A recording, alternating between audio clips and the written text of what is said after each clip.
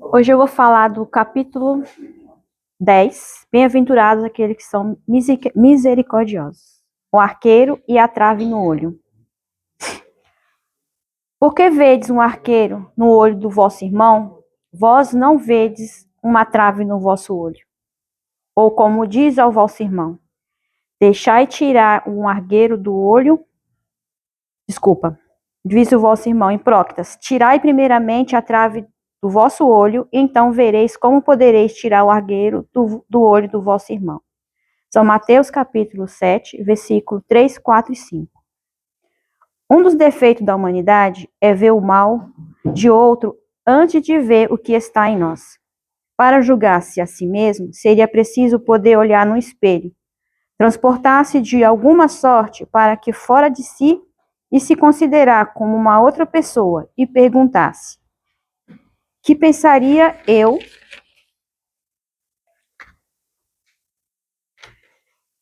se visse alguém fazendo o que eu faço? Inconstatavelmente, é o orgulho que leva o homem a dissimular os próprios defeitos, tanto ao moral como ao físico. Esse defeito é essencialmente contrário à caridade, porque a verdadeira caridade é modesta, simples, indulgente, e a caridade orgulhosa é um contrassenso, uma vez que esses dois sentimentos se neutralizam um no outro. Como, com efeito, um homem bastante vão para crer que a importância de uma personalidade e na supremacia de suas qualidades pode ter, ao mesmo tempo, bastasse a abnegação para fazer ressaltar em outro o bem para que poderia dissipá-lo, em algum lugar do mal que poderia realcançá-lo. Se o orgulho é o pai de muitos vícios, é também a negação de muitas virtudes. Encontramos, no fundo, como o móvel de quase todas as ações. Por isso, Jesus se dedicou a combatê-lo como principal obstáculo do progresso.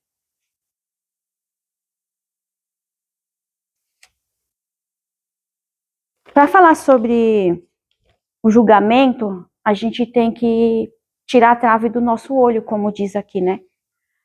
A gente sai só julgando, e isso é automático. Mas a gente tem que começar a trabalhar, a perceber isso em nós também. Porque a gente julga o outro sem se colocar no lugar do outro. Sem saber o que será que ele está passando. Ou o que será que ele está sentindo. Eu vi uma frase no WhatsApp, no Instagram do Febrem, que ele falava sobre a dor do outro, né? E a gente não percebe isso. A gente não quer saber disso. A gente simplesmente faz. E é tão automático que primeiro vem do pensamento, né, da gente rápido. Se está mal vestido, se às vezes está na rua pedindo, ou se o vizinho está gritando, ou se está nervoso. A gente simplesmente só julga. A gente passa perto de alguém sujo, a gente tem medo. Mas a gente não sabe o que ele está passando. E muitas vezes a gente passa perto de alguém pedindo e a gente pensa: por que não trabalha? Né? Por que não faz alguma coisa? Mas será por que ele está pedindo, gente? Será o que está passando na vida dele por ele estar naquele estado, naquele momento? A gente simplesmente olha com outro olho. O que a gente tem que começar a fazer é olhar, quando a gente olhar essa pessoa que está pedindo, a gente ter misericórdia. Mudar o sentimento, sabe? Falar, por exemplo, Deus, tenha misericórdia, ampare, ajude ele a seguir o caminho dele.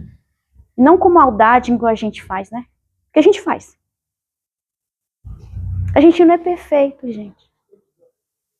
E quando fala aqui no Evangelho para a gente olhar no espelho, quanto é difícil nós olharmos de verdade no espelho. Eu ainda não consegui. Porque você olhar no espelho, você tem que olhar e saber os seus defeitos. Porque a gente tem orgulho, a gente tem a vaidade, a gente é prepotente. E a gente fala na hora da raiva sem prestar atenção. No sábado aqui eu falo para as crianças, sabe? Que isso me ajuda e eu tô passando para eles. É assim. A meditação, ela ajuda a gente a se acalmar. Muitas pessoas pensam que a meditação é só ficar ali na musiquinha e não é isso. A meditação é sentar, ou estar em pé, ou estar em qualquer lugar, ou estar numa prova difícil da vida, mas é se acalmar, respirar, pensar em coisas boas. Falei para eles, conta até 1000 se preciso. E depois passa. Isso é meditar. Mas meditar no amor. Meditar em nós. Porque se a gente fazer isso, a gente vai resolver muitas coisas. Porque na hora da raiva a gente estoura, gente. A gente não pensa. E eu falo para eles no sábado. Respire. E ajude. Só não reclame. E quando a gente aprender realmente a colocar no lugar do outro, a gente vai perceber que o nosso sofrimento é pequeno.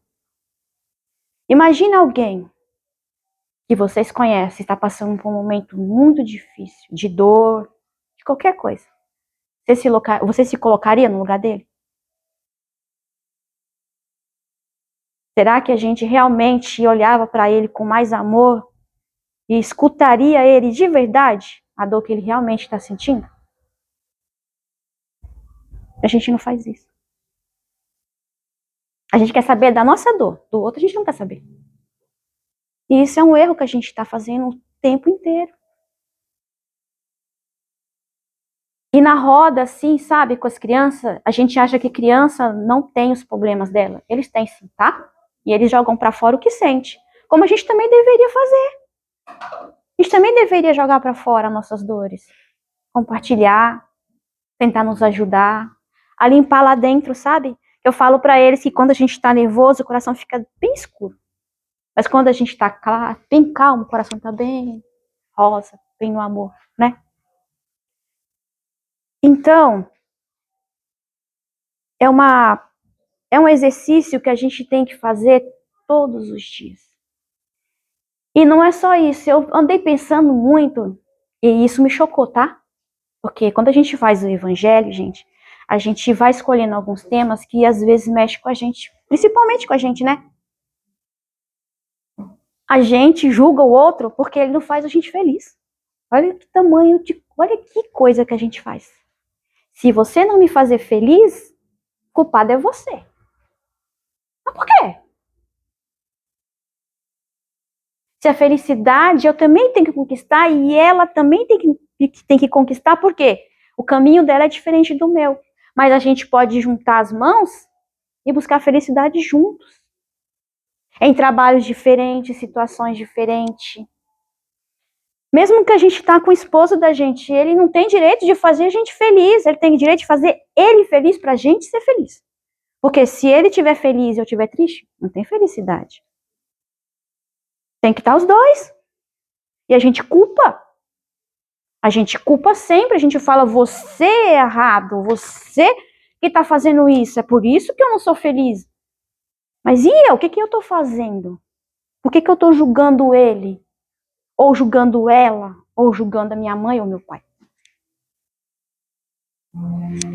Não tem como.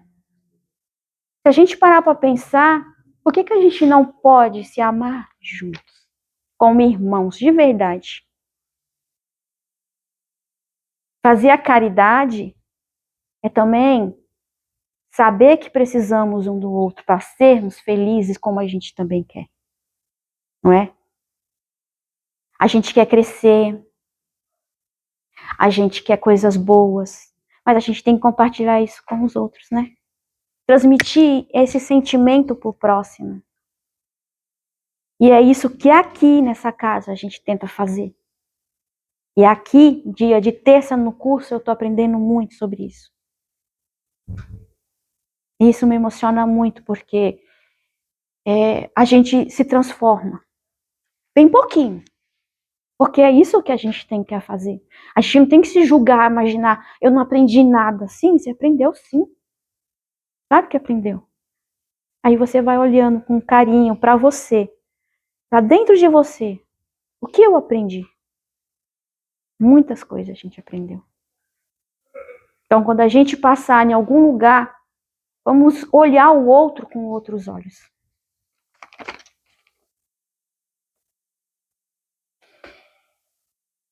E aqui, a gente tem que entender que a gente está todo mundo no aprendizado para evoluir.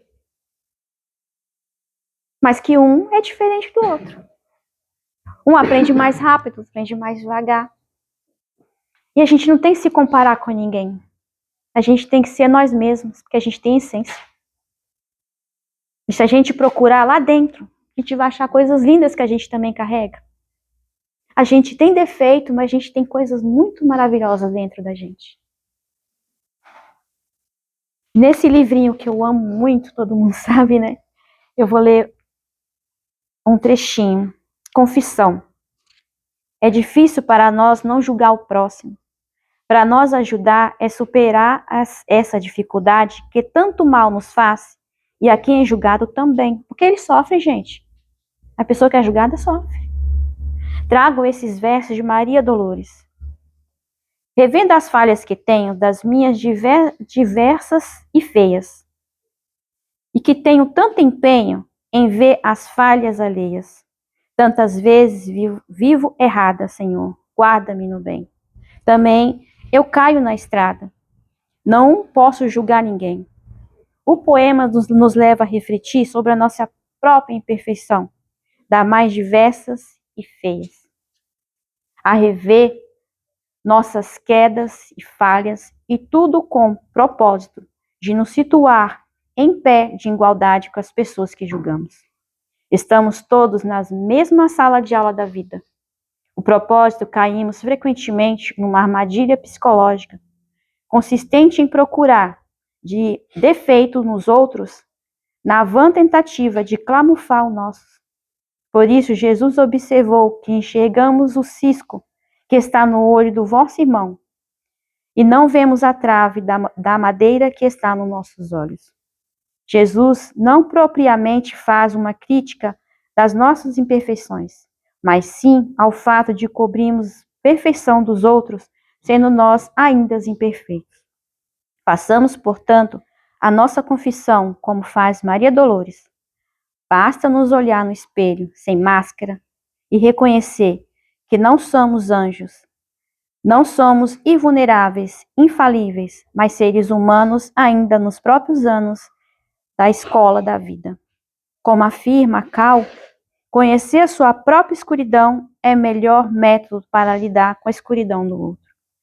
Fatalmente, nos tornamos mais humanos, mais compreensivos conosco e com os outros. E convenhamos, isso é bom demais. Então, hoje, eu só quero agradecer e deixar uma lição para todos. Novamente, vou repetir, que possamos olhar o outro com os olhos que olhamos para nós, com carinho, com amor e com caridade. Que assim seja.